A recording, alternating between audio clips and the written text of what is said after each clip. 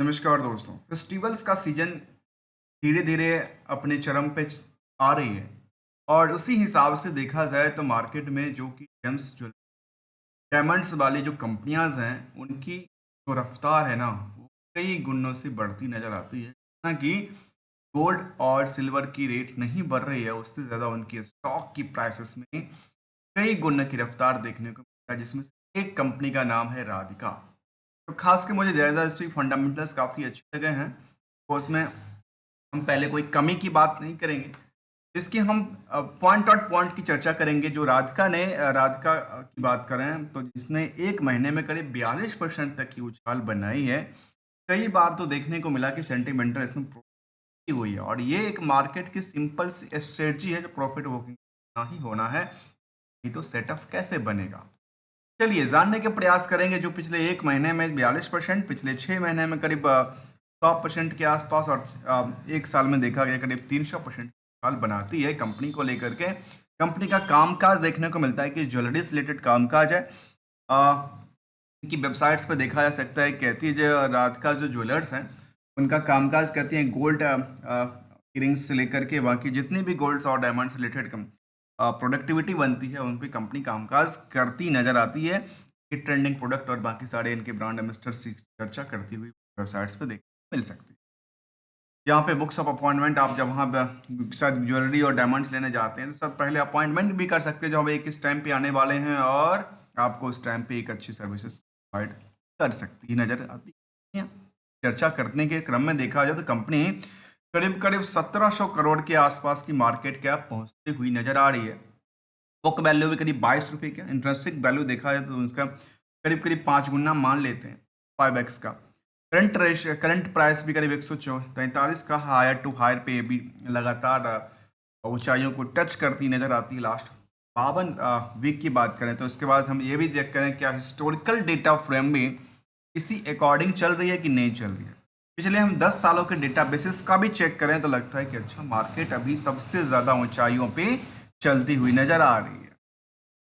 जबकि इस कंपनियों में यदि दूसरे कंपनी से कंपेयर किया जाए तो दूसरे ज्वेलर्स कंपनी से दूसरे ज्वेलर्स दुकानों से कंपेयर किया जाए तो करीब 38x का भीड़ है पूरे के पूरे इंडस्ट्रियल में। तो यहाँ पे भीड़ अभी भी 34 ही x का, इसके बेसिस पे अर्निंग पर से। अब समझने वाली बात यह है यदि मार्केट में और भी भीड़ बढ़ती है आने वाले समय को लेकर के तो यहाँ पे ऑब्वियसली देखने को मिलती है सिंपल 10% की और हायर टू हायर होना चाहिए, क्योंकि फिलहाल जो वैल्यू है वो अंदर अंदर वैल्यूड की कैटेगरी में आती है। तो यहाँ से 10% और इंक्रीज करता है तो नियरली कितना पे जाएगा, नियरली क्या कह सकते हैं 160 तक तो जाना इनका फिक्स है।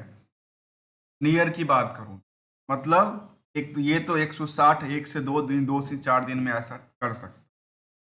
अब क्या पॉसिबिलिटी बनती है जो मार्केट में इनकी फंडामेंटल्स यदि स्ट्रॉन्ग बैकएंड सपोर्ट दे रहे हैं तो क्या लगता है आने वाले समय में इसकी स्टॉक की प्राइस करीब 300 तक टच कर पाएगी? और क्या लगता है इसी साल टच कर पाएगी या अगले साल के लिए वेट करो? इसके लिए हम जानने के प्रयास करेंगे हर एक एस्पेक्ट को। तो चलिए जरा हम फंडामेंटल के कुछ एस्पेक्ट को समझने के प्रयास करते हैं। जहाँ पे कंपनी की ग्रोथ लेवल की चर्चा करें तो ग्रोथ लेवल हमारे सामने दिखता है जो क्वार्टर ऑन क्वार्टर बेसिस पर जो पिछले क्वार्टर तक था वो तो अच्छी खासी ग्रोथ थी, लेकिन कंपेरिजिंग with the same last quarter data में पूरा सा इनमें हिचकिचाहट महसूस हो रही है सेल्स को लेकर। वैसे भी जून वाले पीरियड में March to April to June में बहुत बड़ी मार्केट में ज्वेलरी डायमंड को लेकर के एक मुहूर्त तो लगन रहता है, लेकिन उस शायद उसने परफॉर्मेंस नहीं कर पाई है, जिसकी वजह से बाकी सारे चीज इनका गिरावट की दर्ज कर। यदि हम एनुअली डेटा की तरफ देखें तो एनुअली डेटा कहती है जो कंपनी अपने पहले के पहले रिकॉर्ड से कई गुणों की रफ्तार से बढ़ती जा रही है। हम एक पीरियड को यदि छोड़ दें, खास करके 21 वाले पीरियड को याद होगा हम सबको, जो कोविड का टाइम था 2021 में, मैं हमेशा याद इसलिए करता हूँ क्योंकि मार्केट रिसेशंस था। उसके बाद मार्केट ने ऊंचाइयों को टच करने में कोई भी हिचकिचाहट नहीं की, लोगों ने भर भर के खरीदा और खरीदारी करते हुए मार्केट में ये देखा गया करीब करीब सेल्स 76-73% बढ़ जाती है कंपेरिजन तो पिछले साल। यदि उससे पिछले साल से कंपेयर करें तो शायद कह सकते हैं कि 100% के आसपास की जंप देखने को मिला है, जहाँ पे वीटा में करीब ये कुछ पार्ट था। इसके साथ साथ देखा जाए कंपनी का आरओसी भी करीब का 24% के आसपास का आंकड़ा कहता है। आरओसी 20% और फेज 2 के अकॉर्डिंग अर्निंग करता है करीब ₹4.13 का। प्रमोटर की अच्छी खासी होल्डिंग है। प्रमोटर कोई प्लेजिंग की बात नहीं करती है। और एक पार्ट को समझिए जहाँ पे ईपीएस में उनको क्या किया जाता है, इम्पैक्ट और हिट करके रखा जाता है, जिसका एक पार्ट का नाम है डेट टू इक्विटी, दूसरे का नाम है कंट्रीब्यूशन। इन दोनों पार्ट को हम समझते इसलिए हैं क्योंकि कुछ यहाँ मार्केट, यहाँ जो समरी डेटा है उस समरी डेटा कहता है एक तो मार्केट की 3 स्ट्रेटजी को, साथ में इसमें हम ये देखें तो कंपनी के बिजनेस मॉडल को लेकर के, चाहे पीएल का पार्ट हो जो उसको हम कहते हैं हमेशा एक दिखावा, और बैलेंस शीट को कहते हैं उसकी हड्डी, मतलब वो आपको हकीकत का बयां करता है। इसलिए हम सभी पार्टों को क्या करेंगे, आर टू आर की चर्चा करेंगे, जिसका नाम है रिस्क टू रिकंसलेशन करेंगे। और उसके बाद कंक्लूजन की तरफ चलेंगे, जो क्या लगता है आने वाले समय में 300 को टच कर पाएगी या नहीं कर पाएगी। चलिए जानने के प्रयास करते हैं कंपनी को।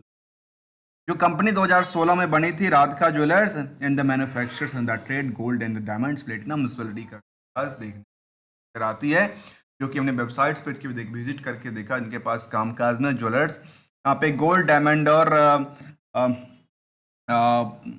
पॉलिकीज जैसे प्रोडक्ट की बात कर रही है, जहाँ पे आखिर इनके पास स्टोर कहाँ पे बात करते हैं, कितने स्टोर्स हैं मार्केट में जिससे इनकी ग्रोथ लेवल और सस्टेन कर पाएगी। इसके लिए यदि कंपनी ने पीपीटी दिया होगा तो हम इस पर चर्चा करेंगे। अदरवाइज कंपनी ने कहा है, हमारे पास एड्रेस तो गुजरात का है, महिला कॉलेज राजकोट की बात कर रही है एक जगह पे, जहाँ पे इनका रजिस्टर्ड ऑफिस की बात कर रही है, या फिर इनकी अपनी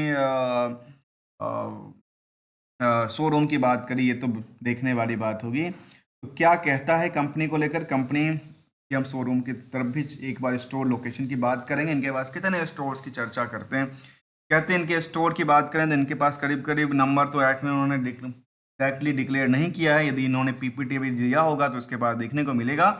फिलहाल इन्होंने कहा कि हमारे पास 2 स्टोर्स हैं, एक तो है इनके पास गुजरात में वहीं पे राजकोट के अंदर, दूसरे की बात उन्होंने कहा राजकोट हमारा, मतलब राजकोट बेस एक ज्वेलरी कंपनी, और कंपनी का ग्रोथ लेवल एक लगातार बढ़ती हुई नजर आ रही है। चलिए इसकी हम स्टेप बाय स्टेप समझने के प्रयास करेंगे, जहां पे ये भी देखा गया कंपनी को लेकर के क्वार्टर ऑन क्वार्टर बेसिस पे जो कंपनी के पास कुछ नहीं था वो लगातार जंप करती हुई दिसंबर में तो अच्छी खासी ग्रोथ लेवल बनाई थी, लेकिन जून में इनकी टूटती हुई नजर आई।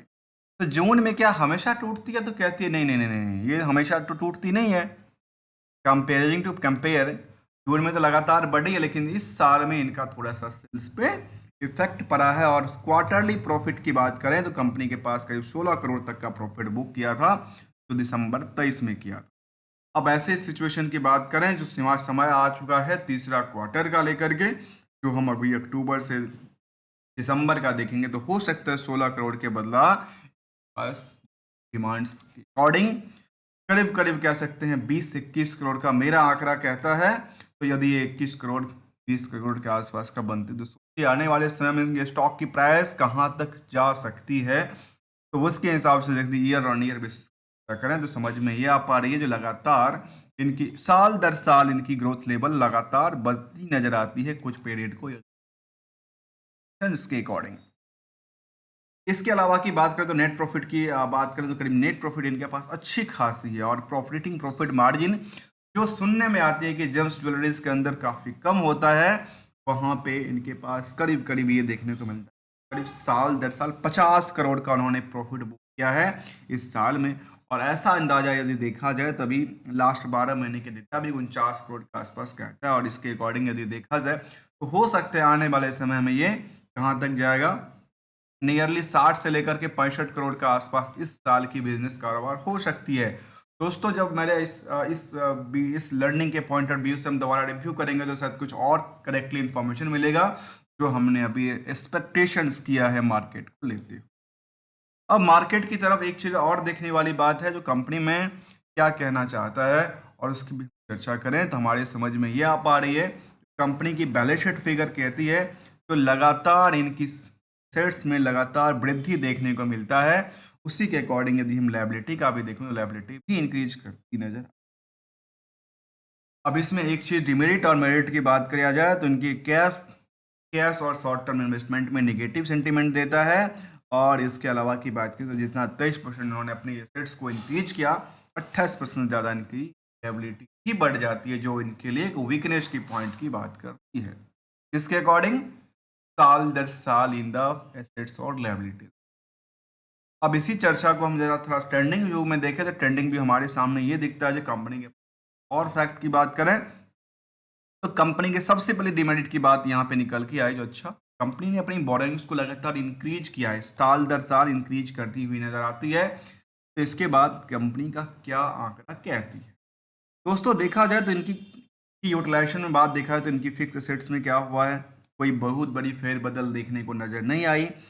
जो पार्ट था वो पार्ट इन्वेस्टमेंट कहाँ करती है तो कहती है इन्होंने इन्वेस्टमेंट करके रखा, इन्वेंट्रीज में पैसा लगा हुआ। मतलब ये समझ में आया कि कंपनी ने अपने भर भर के प्रोडक्ट सस्ते रेट रखा है और वो आगे चल करके वो बेचने की कर काम काज कर रही है। मतलब इन्वेंट्री इनके पास बुक्स में काफ़ी ज़्यादा रहे। जबकि मार्केट की अच्छी बात यह है कि उनके पास उधार कोई आंकड़ा नहीं है। इसीलिए मैंने कहा था कि कुछ चीज़ें हमें इनका अच्छा लगा, जो कि डिमेरिट की बात हम करते थे स्टार्टिंग में, हमें डिमेरिट ऐसा देखने को मिला नहीं। क्या कुछ और आंकड़ा डिमेरिट की बात किया जा सकता है तो कहता है यहाँ पे एक चीज़ को डिमेरिट तो है, वो है कैश फ्लो को लेकर के, जो कैश फ्लो इनका निगेटिव सेंट देता है। अब यही चीज़ को हमने यदि हम बाहर देखा जाए तो इनके पास एक दिन का भी उधार नहीं है तो मार्केट में इनका यदि निवेशक और सेंटिमेंटल की तरफ देखा जाए तभी कंपनी ने कहा कि हम डिविडेंड भी देने वाले हैं, जो उनको सेंटिमेंटल को दर्शाता है। उन्होंने 20 पैसे का डिविडेंड दिया 23/9 को, भी देगा 23/9 को इसका डिविडेंड की पार्ट दिया था। इसके अलावा कंपनी ने अपनी शेयर को स्प्लिट भी किया था, 10 से 2 पे कन्वर्ट करके लाई है। ये भी कुछ इनका आंकड़ा कहती है। इससे पहले कंपनी ने डिविडेंड अच्छा खासा दिया था, लेकिन comparison with the stock split this is a part of the same as the one of is near about. अब समझने के प्रयास करेंगे इसको लेकर के। पीपीटी इन्होंने दिया नहीं, एग्जैक्टली 2 लोकेशन की बात किया जहाँ पे इनका एक शोरूम्स चलती है। निवेशकों की बात करें तो कंपनी में निवेशक एफआई और डीआई की कोई भी भूमिका नहीं रही है। पब्लिक की भूमिका के अलावा प्रमोटर्स अच्छी खासी साथ इसमें बैठी हुई है। पब्लिक में देखा जाए तो यहाँ पे निवेशक की तादाद लगातार बढ़ी है और मार्केट की डिमांड बढ़ती नजर आ रही है। तब मार्केट की प्राइसेस है स्टॉक को लेकर के वो सोना और चांदी की प्राइस से काफी गुना नजर आ रही है। यहाँ पे करीब करीब कह सकते हैं कि 50,000 के आसपास की भीड़ का आंकड़ा कहता है इस स्टॉक के प्रति, जिसमें कुछ बड़े निवेशक भी बैठे हैं। कहती है हाँ बिल्कुल बैठे हैं, 5% के निवेशक इसमें बैठे हैं जिनके पास होल्ड है। कोई और कुछ बल्क ट्रेड की बात करें तो बल्क ट्रेड की बात फिलहाल अगस्त में हुआ था, लेकिन उसके बाद कोई बल्क नहीं आई। और वो भी बल्क ट्रेड वाले में कौन थे, वो ट्रेडर्स की पार्ट थी जिसका नाम था और आक्स रिसर्च। ये ऐसा 2 क्या निकल के। अब इन्हीं आंकड़ों को यदि हम देखें इस साल दर साल तो हमारे सामने ये दिखती है, जो कंपनी को लेकर के यदि प्रॉफिटेबिलिटी आंकड़ा को देखा जाए प्रॉफिट लगातार इसमें ऊंचाइयों को टच किया है सेल्स को, और सेल्स के according profit average on average है। उसी के अकॉर्डिंग इन दोनों के फैक्ट के अकॉर्डिंग जो रिटर्न ऑन इक्विटी की बात करें तो वो भी लास्ट 1 साल में करीब करीब 20% से हायर पहुंच गया, और रिटर्न और स्टॉक की प्राइस में करीब करीब 2 साल बना के रखा। जो हमने यहाँ पे कहा कि कंपनी में फंडामेंटल से लेकर के टेक्निकल ट्रेंड तक की बात यदि देखा जाए तो फिलहाल इनकी अभी ऊंचाइयों को टच करने के लिए सभी के सभी जेम्स ज्वेलरी वाले जो कंपनियां हैं इस बार दिवाली से पहले उछाल बना रही है, क्योंकि दिवाली के बाद पता है ना मुहूर्त का टाइम है जिसको कहते हैं लगन। लगन में भर भर के लोग खरीदते हैं, चाहे वो धनतेरस की बात करें दिवाली को लेकर के या फिर और भी है। कुछ और आंकड़ा की तरफ देखा जाए तो इनके स्टैंडअलोन डेटा के बेसिस पे कंपनी का करीब करीब 100% के आसपास की ऑपरेटिंग प्रॉफिट मार्जिन इंक्रीज कर जाती है मार्च के अकॉर्डिंग, और सेम अकॉर्डिंग इनका नेट प्रॉफिट मार्जिन भी इंक्रीज करती है comparison to the March to June का डेटा में। यदि इसी चीज को हम एनालिसिस पार्ट देखें तो सेंसेक्स के अकॉर्डिंग कितने गुणने की रफ्तार है, पिछले 5 साल में कंपनी की रफ्तार में ये देखने को मिला करीब करीब 36 साल बनी। यहाँ पे सोचने वाली बात है, क्या लगता है आने पिछले 5 साल में गोल्ड की प्राइस कितना परसेंट बढ़ा है इसके यदि चर्चा करें, शायद उसका भी हम एक आंकड़ा ले सकते। शायद ऐसा, मुझे ऐसा अंदाजा है, पिछले 5 साल की डेटा की बात करूं तो उस टाइम पे करीब करीब 40-45 हज़ार के आसपास का गोल्ड हुआ करता था, और आजकल देखने को मिलता है करीब करीब 75 हज़ार के आसपास का गोल्ड।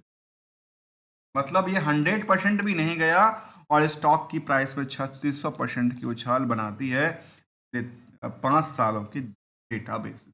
और हमने आज के स्टॉक लर्निंग में एक अच्छे स्टॉक को लेकर चर्चा किया जिसका नाम था राधिका ज्वेलटेक नाम है, बेसिकली ज्वेलर्स का कामकाज करती है कंपनियां, गोल्ड डायमंड्स, और इस पे उनका शोरूम्स हैं और कामकाज इस पे बनती नजर आती है। दोस्तों, किसी भी स्टॉक को लेकर के हमारे साथ, और इसका पीयर्स से कंपेयर करें तो पीयर्स में टाइटन्स जैसे कंपनी, टाइटन्स, कल्याण ज्वेलर्स और सेनको जैसी कंपनी शामिल है, वहाँ पे इनका भी नाम निकल के आता है, जिसमें कंपेरिजिंग विद द डेट्स के अकॉर्डिंग देखा जाए तो डेट्स कहती है काफ़ी कम रहा है, लेकिन भीड़ का आंकड़ा भी अभी भी काफ़ी कम है कंपेरिजिंग विद द अदर कंपनीज को लेते हुए।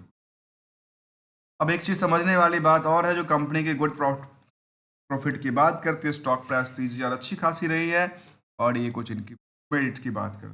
दोस्तों, मैं बताऊं, मैं कोई ट्रेडर्स नहीं हूं, ना कोई एडवाइजर्स हूं, ओनली एज ए मार्केट में लर्नर हूं, जो लर्निंग पॉइंट से हम करते हैं। आपको इसमें कुछ वैल्यूशन ऐड मिलता है तो आप हमारी वीडियो को लाइक कर सकते हैं। बेटर लर्निंग अवेयरनेस और एजुकेशन के आप इसमें ज्वाइन बटन को भी क्लिक कर सकते हैं। मिलते हैं कुछ नई स्टडी के साथ, तब तक के लिए thank you so much for joining here. दोस्तों, तो नहीं, कंक्लूजन क्या निकला इसके लिए, जो आने वाले समय में 300 टच कर पाएगी, आप मुझे कहना। मिलते हैं कुछ नई स्टडी के साथ, तब तक के लिए thank you so much for joining.